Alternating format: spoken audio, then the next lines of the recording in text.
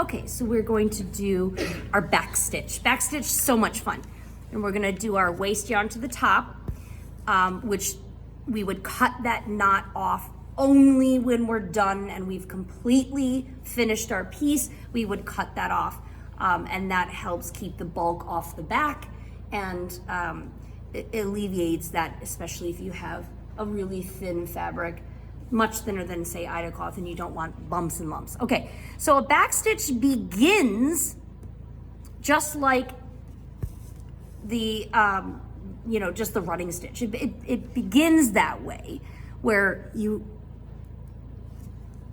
choose a stitch length, but after this stitch, you throw out your needle to the length of the next stitch, but far ahead of it. So unlike the running stitch, now you're gonna come back, watch, here it goes, here's the magic, right into that hole, similarly to how you did with the stem stitch, but this is a straight line. Do you see how I went backwards? Okay, now there's a beauty in the back stitch is that it looks like a really solid line, almost like you've drawn a dash that's completely connected. And of course, it's impossible to do that close together with no space in between on a regular running stitch, because you have to have at least one space in between. So by going backwards and backwards and backwards, and I'm gonna do that again, you will be able to create this nice thick line.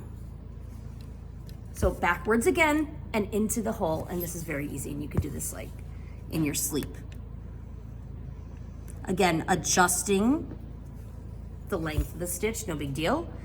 Adjusting the number of threads, but look at that nice little tight stitch all the way across. I did not mention this, but it bears saying that you guys have marking pens on your supply list for sure, and ruler. And if you see on my examples where I have lines drawn, please do that if you feel like you cannot follow a line, and some of you have fine fabrics, please do make ruler lines. It makes your life a lot easier. Plus you can make dash lines. If you want to do 1/8 inch, 1/8 inch, 1/8 inch, and then practice, no big deal. Like, there's no shame in using your marking pens to help train you while you're getting the mechanics, okay? Absolutely. When you say marking pens, like fabric marking pens? You can use anything. Pencil, anything that won't smudge too much. So not a real juicy pencil, but like a, kind of like an HB pencil that, or like a 2B, but not real like smudgy. Pens are okay as long as they're rather dry or dry quickly on fabric, or you can use expensive Italian fabric pens. That's what I use. I love my Italian fabric pens because it doesn't bleed. I don't know what they use, but you can just draw really fine lines and they dry immediately. They don't bleed. You don't want a marking pen that bleeds. Okay, so I'm going back to my back stitch. Okay, anyone need to see this? I'm gonna do a few more. I'm coming out the same length that my stitch is, but I'm further out and coming backwards into the stitch, and that's a back stitch. Anyone else need to see the back stitch? Of course, come.